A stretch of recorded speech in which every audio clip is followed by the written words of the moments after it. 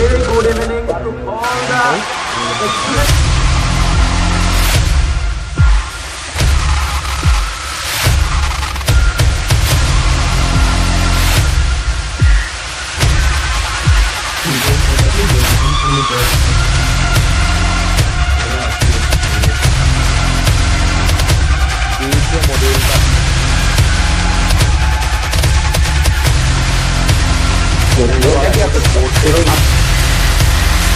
Know the trick one, then it.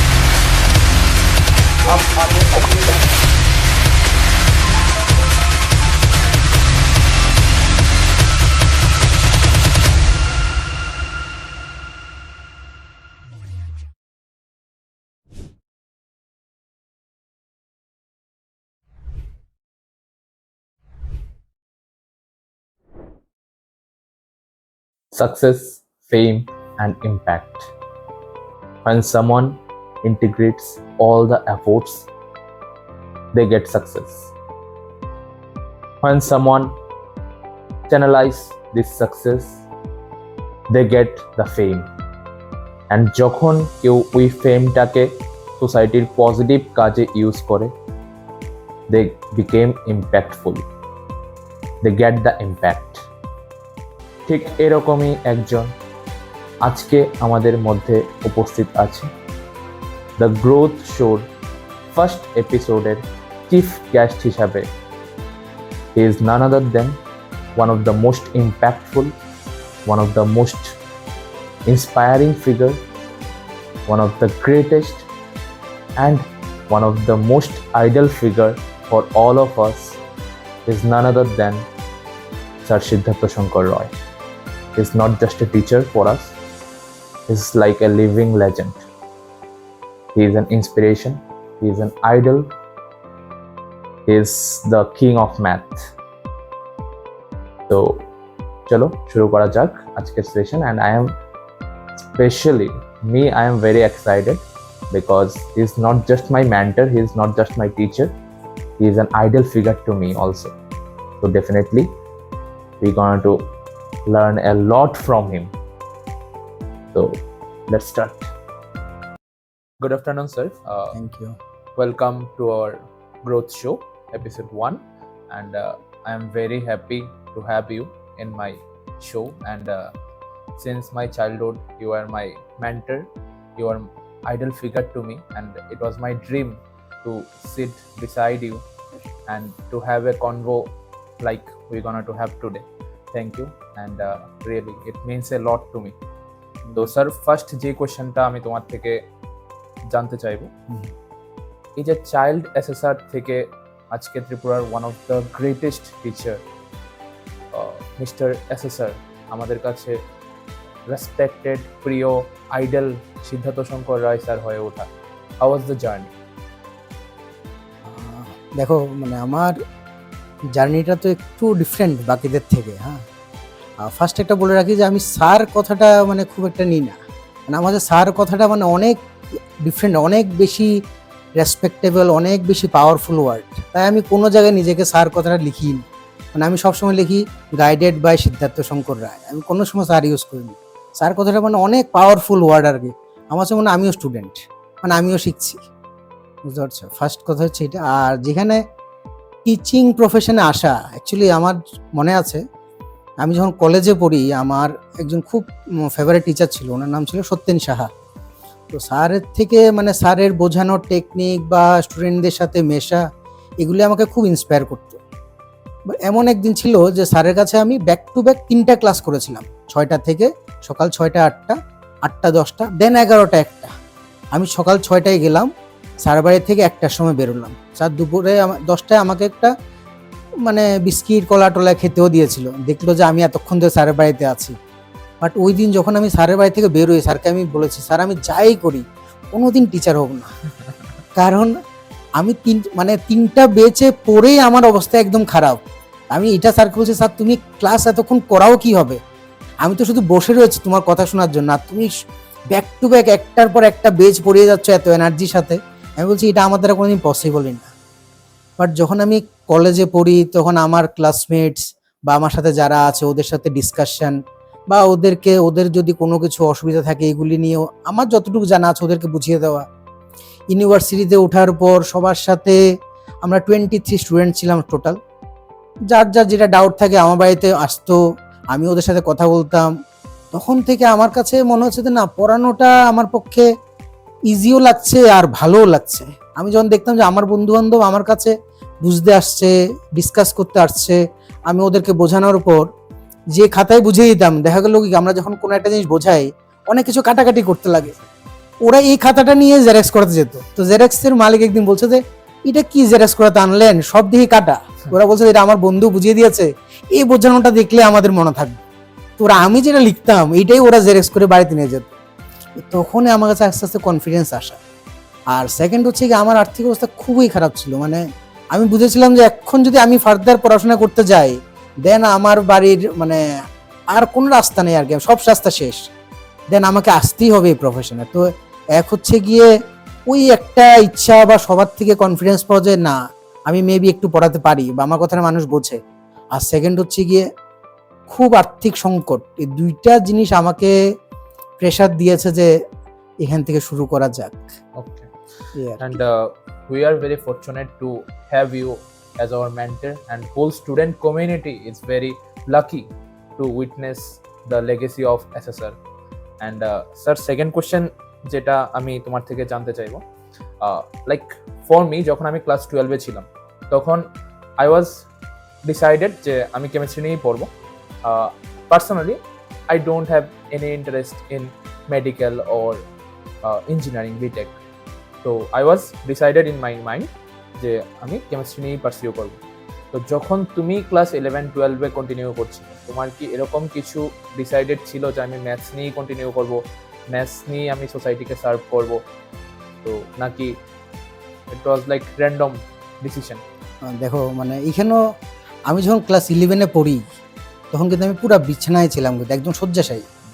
আমি 2 বছর 11-12 পুরা বিছানায় ছিলাম।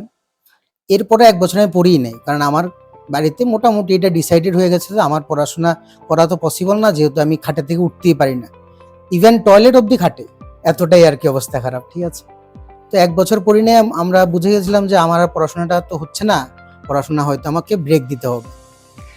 তো আমার মনে আছে আমার মামাও একবার আমার বাড়িতে যখন এসেছিল, তো তখন আমার বোনকে বলেছিল যে দেখ বাতাসি, এই সংসারের দায়িত্ব কিন্তু তোকেই নিতে লাগবে, দেখছিস তো তোর দাদার কি অবস্থা। তো এটা কোনো চ্যালেঞ্জ না, আমি লাইফকে কোনো সময় এরকম ভাবে চ্যালেঞ্জ হিসেবে নিয়ে নিজে বা নিতে পারিও নি, এই কনফিডেন্স আমার কাছে ছিল না যে আমি এইভাবে বলবো যে আমি সব চেঞ্জ করে ফেলবো।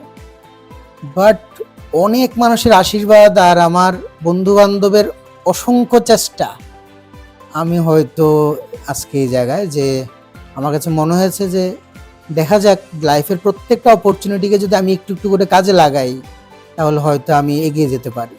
তো কোনো একটা ট্রিগার পয়েন্ট ছিল না কিছু, বা আমি খুব একটা চ্যালেঞ্জিং মানুষও না যে এটার থেকেই চেঞ্জ হয়ে গেছি পুরা।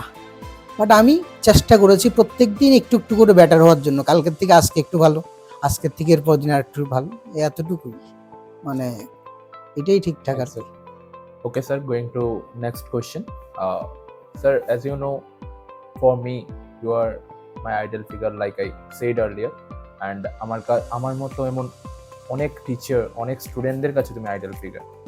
তো next question I want to know from you, তোমার লাইফে এমন কোনো ইম্প্যাক্টফুল ফিগার যদি কেউ আছে, তো উনি কে এবং উনি তোমার লাইফে কিভাবে ইম্প্যাক্টফুল ছিল এবং তুমি ওনার থেকে কি কি ইম্পর্টেন্ট লার্নিং নিয়েছো? দেখো বেসিক্যালি আমার এরকম কোনো পার্টিকুলার আইডিয়াল ফিগার বলতে এমন কিছু নেই, বাট আমি বলতে পারি এতটুকু যে আমার যে স্কুলে থাকতে যে ম্যাথস টিচাররা ছিল এর মধ্যে একজন স্যারের নাম হচ্ছে গিয়ে ধৃতি সুন্দর দত্ত। উনি আমাকে খুব আদর করতো, প্লাস আমাকে শাস্তিও দিত। ঠিক আছে, ওনার থেকে আমি অনেক বেসিক জিনিসগুলি উনি আমাকে খুব ভালো করে বুঝিয়ে দিত ক্লাসেই, টিউশন না, ক্লাসেই। আরেকজন স্যার ছিল, ওনার নাম ছিল কৃষাণ চক্রবর্তী। উনি আমাকে এখনও যথেষ্ট আদর করে। স্যার তারার সাথে আমার এখনও রিলেশন, স্যার তারা আসে আমার বাড়িতে, আমার সাথে ফোনেও কথা হয়। তো কৃষাণ স্যার আমাকে বলেছিল যে বাবা তুমি তো, তোমার শরীরটা তো খারাপ, ঠাকুর তোমাকে একটা সাইড নিয়ে নিয়েছে, কিন্তু তুমি দেখবে তুমি কাজ পরিশ্রম করো, তোমাকে অন্য সব দিকে হয়তো ঠাকুর কিছু না কিছু দেবে। তো এইটাই আমার কাছে কিছুটা ইন্সপায়ারিং ছিল যে দেখা যাক, মানে আমি কোনো সময় আসলে ভাবিনি, মানে আমি অসুস্থ এই কথাটা আমার কাছে খুব একটা ফিল হয় না। মানে আমার বন্ধু বান্ধবরা এতটাই হেল্পফুল বা আমাকে এতটাই এঙ্গেজ করে রাখতো যে আমি যখন বিছানায় ছিলাম 3 বছর, মানে ওরা আমাকে কোনো সময় ডিপ্রেসড ফিল করায়নি, ওরা বলছে যে আমরা আছি। প্লাস যখন আমি কলেজে পড়ার জন্য আগরতলায় আসি, তখন আগেও বলেছিলাম যে সত্যেন সাহা বলতে আমার একজন স্যার ছিলেন। স্যারের পড়ানোর যে টেকনিকটা, মানে স্যার যেভাবে স্টুডেন্টদের সাথে কানেক্ট হয়, স্টুডেন্টদেরকে বোঝায়, ওইখান থেকে আমি অনেক কিছু শিখেছি। মানে কিভাবে পড়াতে হয়, কিভাবে স্টুডেন্টদের সাথে কানেক্ট হতে হয়, এটার অনেকটা পার্সেন্টেজ আমি স্যারের থেকে নিলাম। মানে আমি স্যারের কাছে ইচ্ছা করেও যেতাম, সেম পড়া আমি 2টা বেজে স্যারের কাছে গিয়ে পড়তাম। আমি শুধু শুনতাম স্যারের ডেলিভারিটা, স্যার পড়ায় কীভাবে। স্যারের কাছে সবাই একই সেম পড়া একটা একটা বেচে ভর্তি হতো, আমি স্যারের কাছে 2টা বেচে সেম পড়ার জন্য যেতাম, শুধু এটা শোনার জন্য যে স্যারের ডেলিভারিটা এত সুন্দর। তো ওইটার থেকে আমার মানে অনেক প্রোগ্রেস, মানে আমার ডেলিভারির অনেকটা পার্ট আমি স্যারের থেকে শিখেছি, যে কিভাবে স্টুডেন্টদের সাথে কানেক্ট হয়ে পড়াতে হবে। ওকে, তো স্যার নেক্সট তুমি একাডেমিক্সেও খুব ব্রাইট ছিলে, like you are gold medalist at your batch in masters.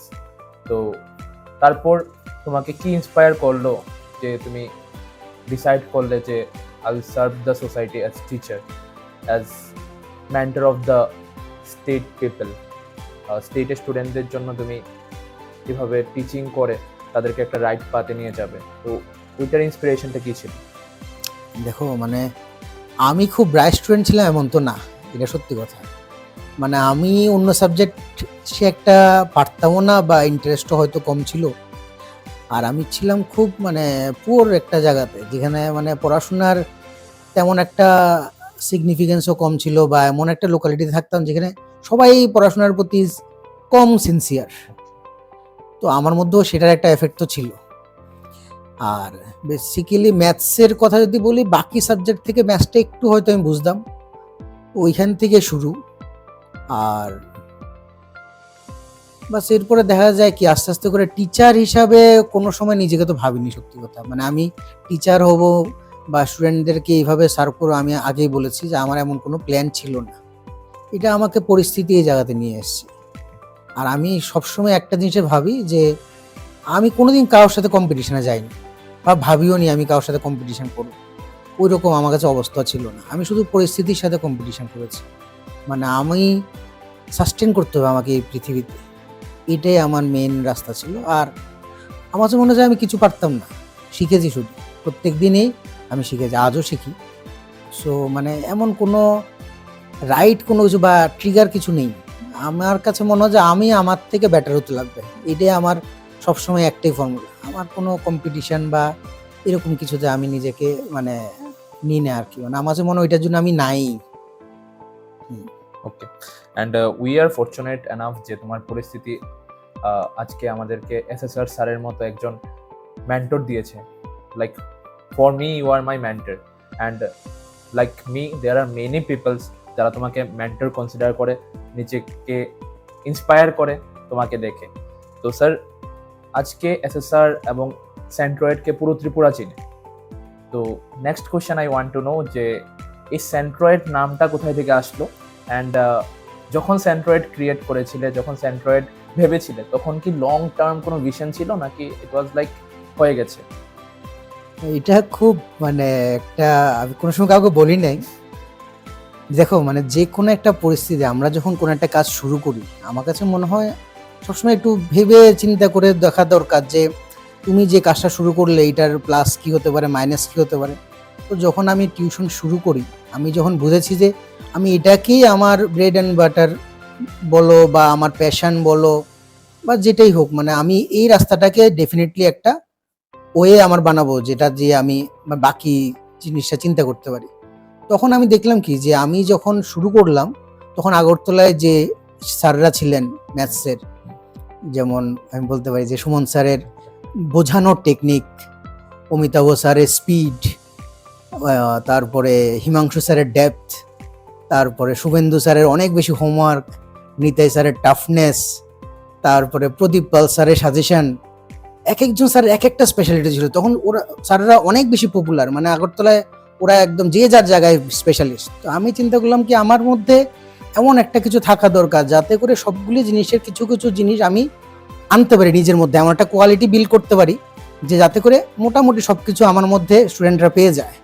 তো আমি সব কিছু অবজার্ভ করেছিলাম পড়ার সময়কালীন, যে আমি যেই ফিল্ডে আসছি ওই ফিল্ডে আমি স্যারদের থেকে কোন কোন স্যারের থেকে কোন কোন স্পেশালিটিগুলি আছে এগুলি কি আমি আমার মধ্যে রেডি করতে পারি কিনা। তো সেন্ট্রেড মানে হচ্ছে গিয়ে যে সব কিছু ব্যালেন্স করে। তো আমি চেষ্টা করেছি এই সবগুলি গুণকে ব্যালেন্স করে আমি যদি কিছু একটা নতুন কিছু একটা বানাতে পারি, এই চেষ্টার থেকেই সেন্ট্রেড নাম। And as you said, sir, this is how Centroid is now creating the history, and we are very fortunate. The student community is very fortunate to have Centroid in their life. So, sir, our next question যেটা তোমার কাছে থাকবে, like all the teachers like me যারা স্টুডেন্টদেরকে mentorship করছে এবং স্টুডেন্টদের জন্য কিছু করতে চাইছে, এবং whole student community are fantasizes by your way of living the life you are leading today. তো স্যার আমরা জানি যে প্রত্যেক ব্রাইট মর্নিং এর আগে একটা ডার্ক নাইট থাকে। তো স্যার তুমি অলরেডি বলেছো যে you faces a lots of difficulties when you are in class 11 and 12। তো স্যার ওই টাইম পিরিয়ডের যদি কোনো একটা টাইম আছে যেটা তোমাকে এখনো বোদার করে বা ইউ ফিল লাইক যে হ্যাঁ ওই জায়গাটা থেকে আমি ওভারকাম করেছি, I did it, anything like that? দেখো মানে আমার জীবনে কষ্টের তো কোনো শেষ নেই। মানে আমি ফিজিক্যালিও অনেক বেশি সাফার করেছি, ইকোনমিক্যালিও আমি অনেক বেশি সাফার করেছি। এইগুলি মানে কোনো একটা পার্টিকুলার মোমেন্ট তো নেই, বাট একটা খুব ইন্টারেস্টিং স্টোরি আমি তোমাকে শেয়ার করতে পারি। তখন আমি ক্লাস 9-এ পড়তাম। মানে আমাদের অবস্থা এতটাই খারাপ ছিল, আর্থিক অবস্থা, যে মানে বলার মতো না। মানে আমার বাড়ি সাবরুম, মানে সাবরুমের মানুষ জানে যে আমরা কীরকম সাফার করেছি মানে আজকে এই জায়গাতে আসতে গিয়ে। সাবরুম অনেক ছোটো জায়গা, তো সবাই সবাইকে চেনে যে কতটা কষ্ট হয়েছে আমরা এই জায়গাতে এসেছি। সো যখন আমি 9-এ পড়ি তখন আমি যথেষ্ট অসুস্থ ছিলাম, মানে হাঁটতে পারতাম না। আমার বন্ধুরা আমাকে বিকেলবেলাতে নিয়ে যেত, ওরা যেখানে খেলতো ওইখানে আমাকে নিয়ে যেত, মানে আমি যাতে বসে ওদের খেলাটা দেখতে পারি। তো এমনই সাবরুমে একদম বর্ডার ছিল সাবরুমটা।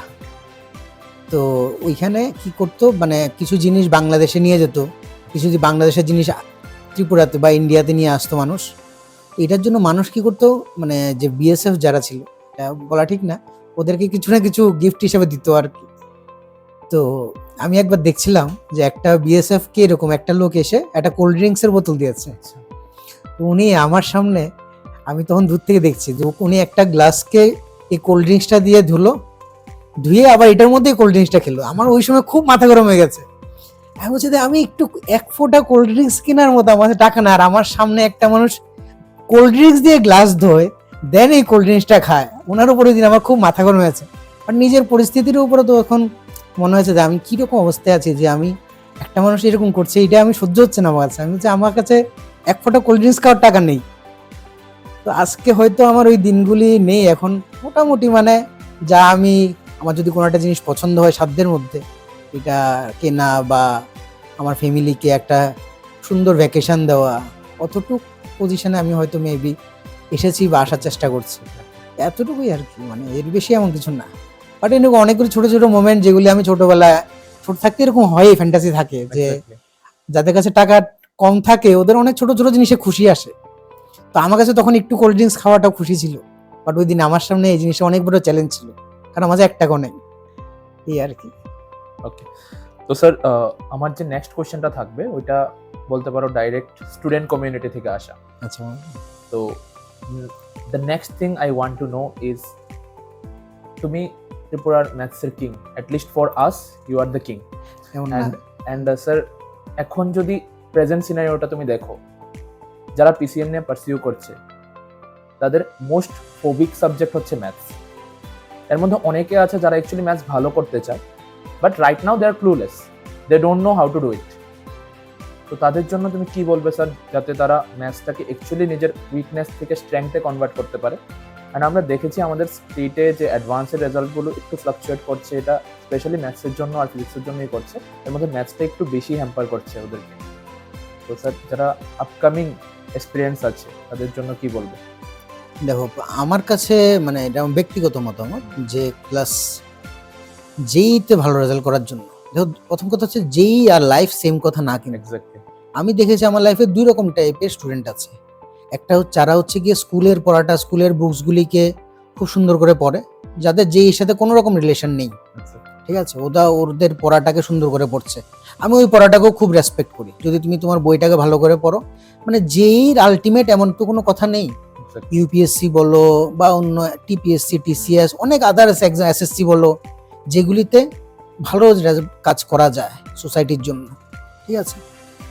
স্পেশালি যদি আমি পিসিএম এর কথা বলি, ম্যাথস সাবজেক্টটা এমন একটা সাবজেক্ট যার মধ্যে যদি বেস না তৈরি হয়, তাহলে হঠাৎ করে 11-12-এ গিয়ে সব কিছু আলাদা করে ফেললাম, এই জিনিসটা খুব রেয়ার স্টুডেন্টদের মধ্যে হয়। ধরো 10,000 স্টুডেন্টের মধ্যে এমন একজন আছে যে আগে ঠিকঠাক করে পড়েনি, বাট হঠাৎ করে চেঞ্জ হয়ে গেছে, এটা ডিফারেন্ট। বাট আমি যদি সবার ইন জেনারেল বলি, তাহলে খুব ছোটবেলার থেকে ম্যাথসটাকে টাইম দিতে হবে। 10টা টিচার রাখলাম, নট ইম্পর্টেন্ট। অনেক স্টুডেন্ট আছে যারা কি করে, ছোটবেলায় 11-12-এর একটা বেসিক বই করে নেয়, ওরে ভাবে যে মানে আমি তো অনেক কিছু করে ফেলেছি। এমন না, কিন্তু এটা ফলস, মানে এটা গুড টেকনিক না। আমার সাজেশন হলো গিয়ে, তুমি যদি ক্লাস 8-এ পড়ো, 8-এর বইয়ের কঠিন কোশ্চেন সলভ করার চেষ্টা করো। এটা কেউ দেখিয়ে দিয়ে না। আজকের দিনে তুমি হয়তো অঙ্কটা নাও পারতে পারো, বাট নিজে টাইম দাও, নিজে ভাবো। এটা এমন একটা সাবজেক্ট, তুমি যদি টাইম দাও তাহলেই তোমার কাছে আসবে। হঠাৎ করে সাবজেক্টটা কারোর কাছে যায় না। আর এটার মধ্যে কোনো শর্টকাট নেই। এটার মধ্যে টাইম তোমাকে মার্কস দেবে, টাইম তোমাকে জায়গায় নিয়ে যাবে। তো যত ছোটবেলা থেকে পসিবল এই সাবজেক্টটাকে স্টার্ট করতে হবে, এটা হচ্ছে মেন কাজ। ওকে, তো মেইন থিং ইজ দ্যাট ম্যাথসের কোনো ওভারনাইট সলিউশন তোমরা পাবে না। অনেকে যারা ওভারনাইট সলিউশন এক্সপেক্ট করছিলে, the king of math of Tripura has directly said you guys যে যত ইনিশিয়াল স্টেজে প্র্যাকটিস করতে পারবে তত সাবজেক্ট গ্রিপে আসবে। ওভারনাইট সলিউশন বা শর্টকাট কিছু এক্সপেক্ট করা ভুল। তো my next question is to you sir. Okay sir, তো next thing I want to know, এটাও ডাইরেক্ট বলতে পারো স্টুডেন্ট কমিউনিটির কোশ্চেন। তুমি যখন ম্যাথস নিয়ে পড়ছিলে হায়ার স্টাডিজে, যখন তুমি ম্যাথস স্কলার ম্যাথস নিয়ে কন্টিনিউ করছিলে, তখন তোমার কাছে ম্যাথসটা ছিল ইটস লাইক প্যাশন। এখন স্টুডেন্টদের কাছে maths is just a subject through which they can clear a competitive exam. And এটার জন্য দেখা যাচ্ছে কি তাদের ইন্টারেস্ট ইন দ্য সাবজেক্ট বা তাদের পয়েন্ট অফ ইন্টারেস্টটা একটু শিফট হচ্ছে, and they are not getting interest as they should. But এটার একটা পারফেক্ট এক্সাম্পল হতে পারে এখন অলিম্পিয়াডের এক্সপিরিয়েন্সের নাম্বার কমছে বা জিইতে ম্যাথসে ঠিকঠাক পার্সেন্টাইল আসছে না। তো এটার প্রেজেন্ট সিনারিওর জন্য কি রেসপন্সিবল মনে করো তুমি? লাইক স্টুডেন্টরা কিভাবে এই ফেজটাকে এক্সিলারেট করতে পারে, এই ফেজটা থেকে বেরিয়ে আসতে পারে? একটা তো তুমি বললে যে তারা জুনিয়র সেকশন থেকে স্টার্ট করতে পারে, প্রত্যেকদিন সাবজেক্টে টাইম দিতে পারে, বাট তাদের তারপরেও কি ভুল আছে যে এই জিনিসগুলি করার পরেও অনেকে কমপ্লেন করছে না তারপরে আমার হচ্ছে না, ম্যাথস এমনিতে আমি বুঝি বাট কোশ্চেন নিয়ে বসলে হচ্ছে না। তো এটার কি সলিউশন হতে পারে? এটা কি সাবজেক্ট থেকে দূরে যাওয়ার টেন্ডেন্সি বা শুধু এক্সাম প্রসপেক্টিভে পড়াশোনা তার জন্যই এরকম হচ্ছে, নাকি আদারওয়াইজ কোনো অন্য রিজন তুমি দেখছো? দেখো, বেসিক্যালি আমার কাছে যেটা মনে হয় যে প্রথম কথা হচ্ছে গিয়ে প্রত্যেকটা স্টুডেন্ট বোঝা দরকার যে ওর বাউন্ডারিজটা কি। মানে ও, এটা খুব কঠিন কথা যে নিজেকে আইডেন্টিফাই করা, আমি কি পারি, আমি কি জানি, আমি কি জানি না, আমার কোন জিনিসটা ঠিক করা উচিত, এটা অনেক স্টুডেন্টই বোঝে না। তো যদি কোনো স্টুডেন্ট এটা আইডেন্টিফাই করতে পারে যে আমার রেঞ্জটা কতটুকু, আমাকে কিভাবে, যেমন আমি অনেক স্টুডেন্ট দেখেছি ডাইরেক্ট কি করে যেই বই নিয়ে বসে যায়।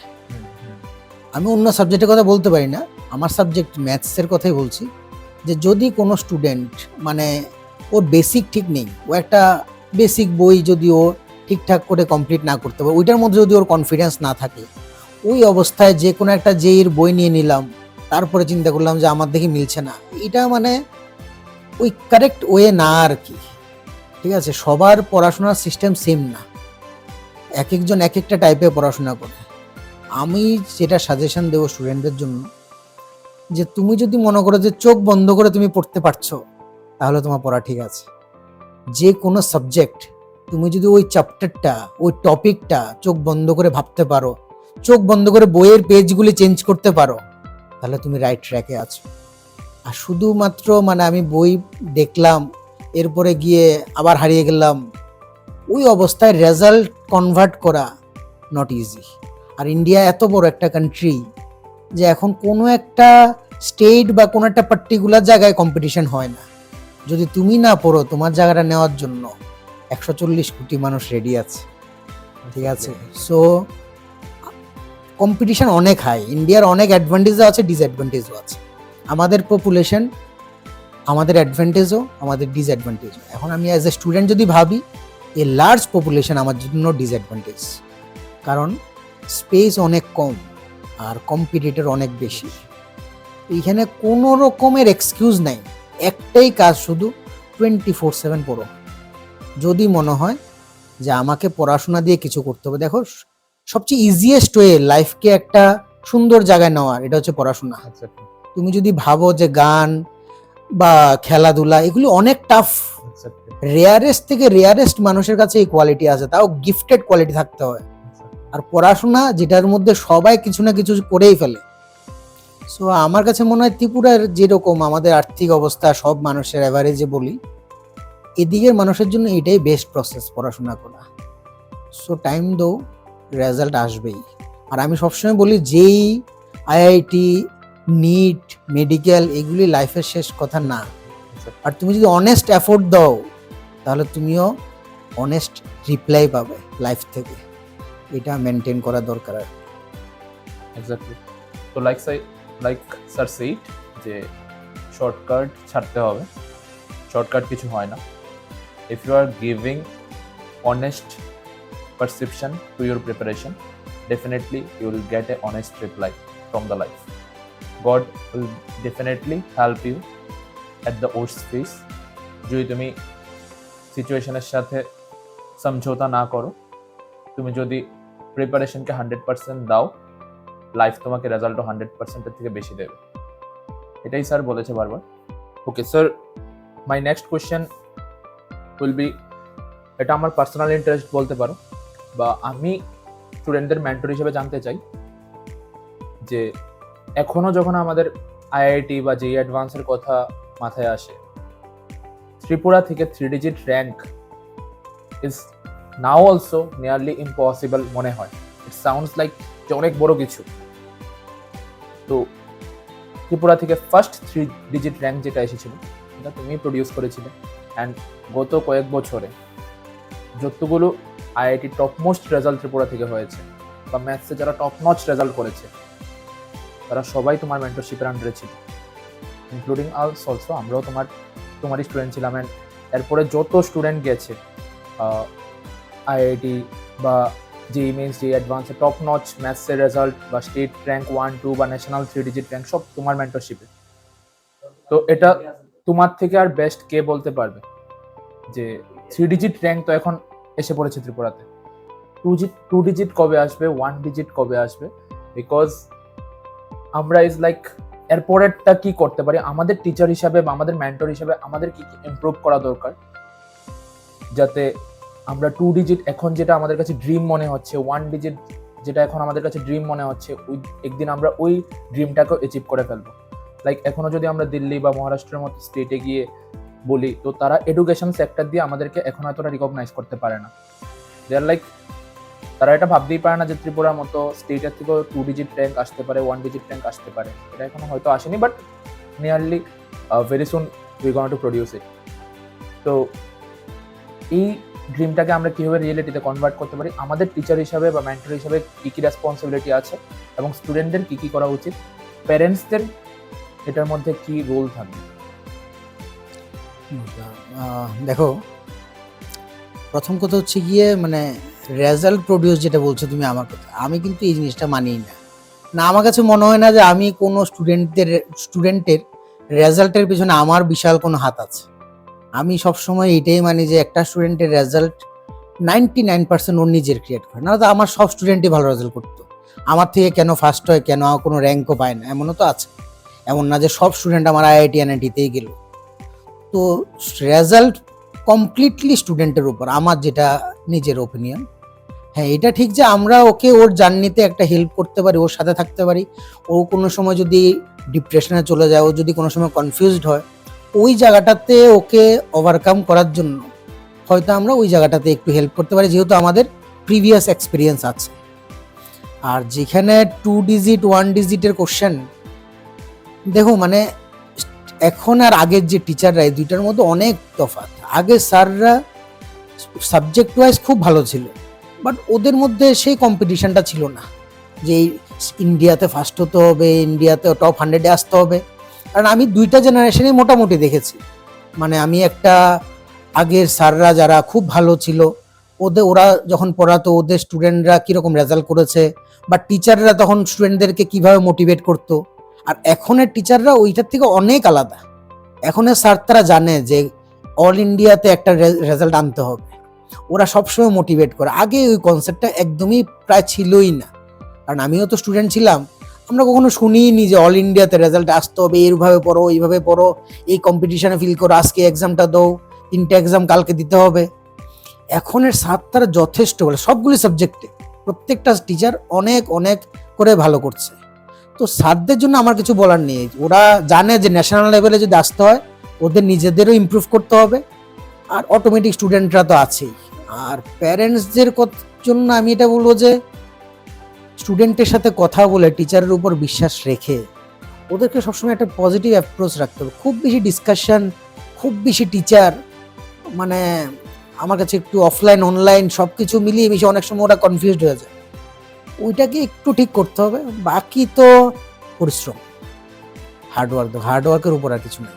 Okay sir, my next question, এটাও তুমি বলতে পারো আমার পার্সোনাল ইন্টারেস্টও অ্যান্ড স্টুডেন্টদের তরফ থেকে আসা একটা question, one of the prior question, যে এখনকার স্টুডেন্টদের মধ্যে কতগুলো টার্মস খুব বেশি ফেমাস, যে hard work is not the only one way, we should do smart work, 16 hour study is not necessary, one shot দেখে নিলেও চলবে, পরীক্ষার আগের দিন করে নেব, ব্যাকলগগুলি অসুবিধে ক্লিয়ার করা যাবে, ওয়ান শট তো আছেই।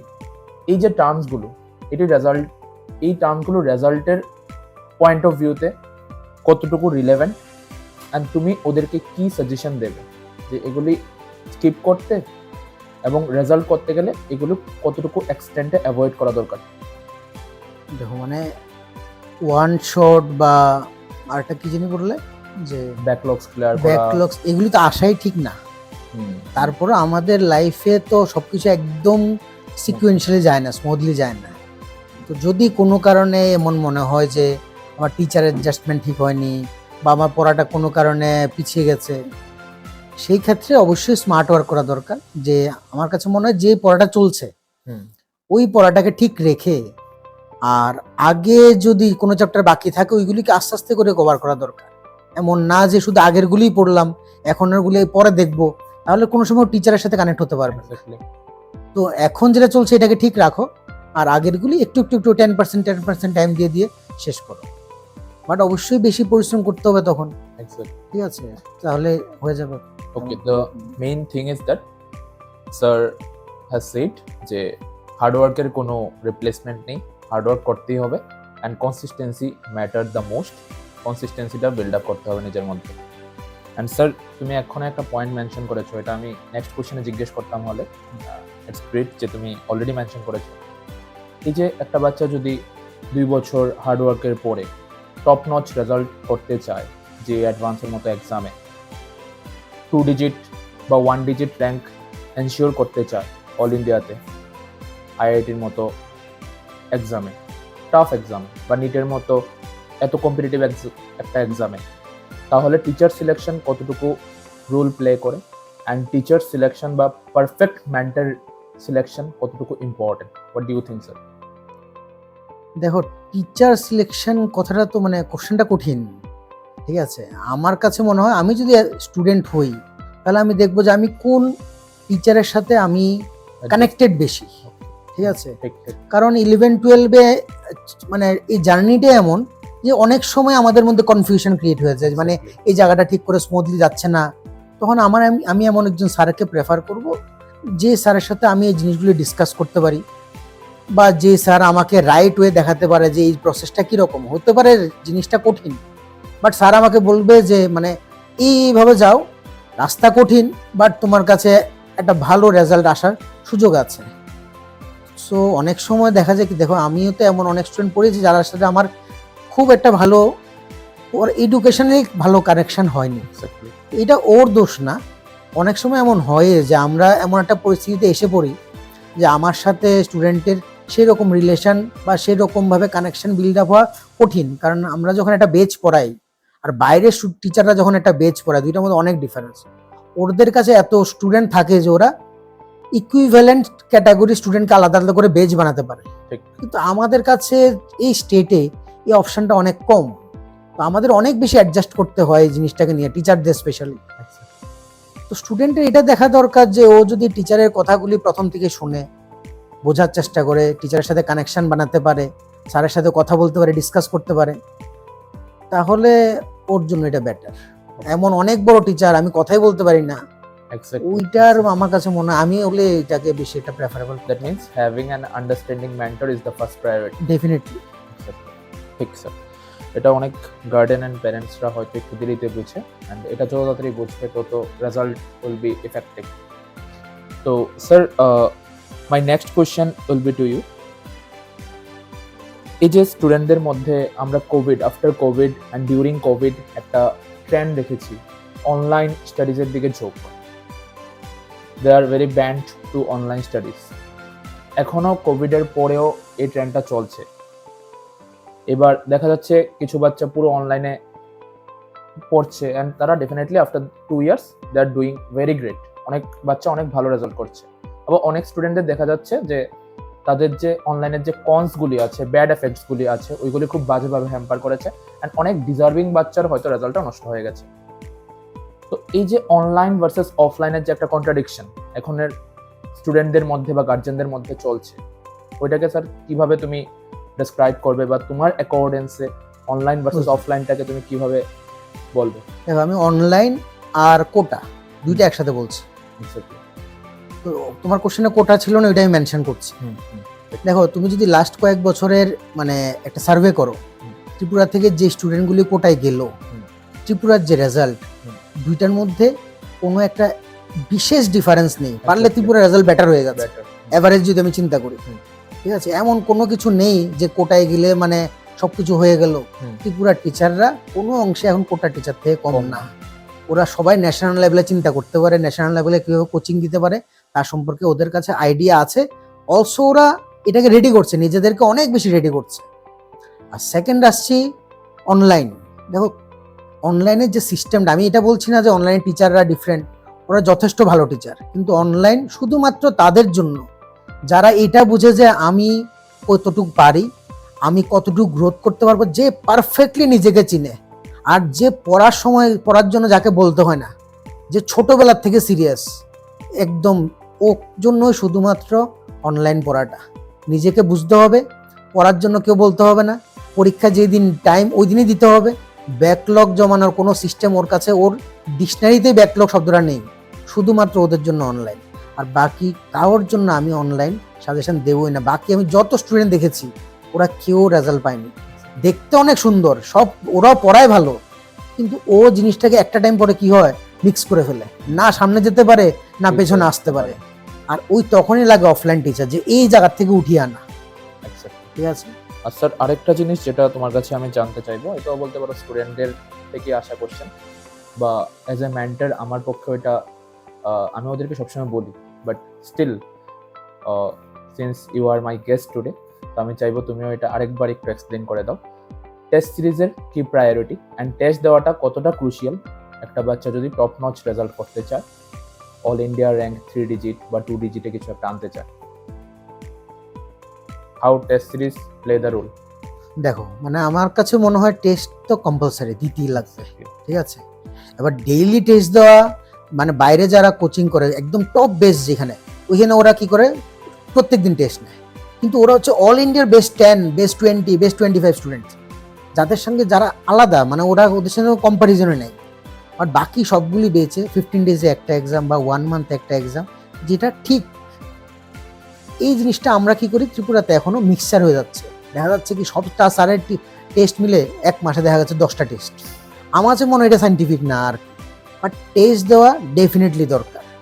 ওরা যদি একটা বুঝে একটা টেস্ট সিরিজ দেয় যে মান্থলি একটা কি 2টা এক্সাম হচ্ছে বা 3টা 4টা ম্যাক্সিমাম, এর বেশি না পড়া ঠিক করে হয়, কারণ এটা তো একটা টাইমের ব্যাপার, যে পরীক্ষায় বসলাম 3 ঘন্টা 6 ঘন্টা, ওইটা একটু বুঝে দেওয়া দরকার। বাট টেস্ট দিতেই হবে, টেস্টকে অ্যাভয়েড করা যাবে না। ওকে, তো লাইক স্যার হ্যাজ সেড যে টেস্ট দেওয়াটা খুব বেশি ইম্পর্টেন্ট, বাট এটাও বোঝা দরকার যে সাইন্টিফিক ওয়েতে টেস্ট দেওয়াটা ইম্পর্টেন্ট। যদি র্যান্ডম টেস্ট কেউ দিতে থাকে তো এটা রেজাল্ট ইমপ্রুভ না করে উল্টো ডিগ্রেড করে দেবে। তো selection of A perfect test series and giving it in a proper way is very important if you want to take the positive result out of it. So sir, my next question to you will be, we are almost in the ending portion. So এই যে 12 years এর যে experience teaching ফিল্ডে, তুমি thousands plus স্টুডেন্টকে already mentorship করেছো, and এর মধ্যে অনেকে মাল্টিপল ইয়ারের স্টেট টপার আছে, এর মধ্যে অনেকে 3 ডিজিট অল ইন্ডিয়া র্যাঙ্ক আছে অ্যাডভান্সে, মাল্টিপল ইয়ারের বোর্ড টপার আছে।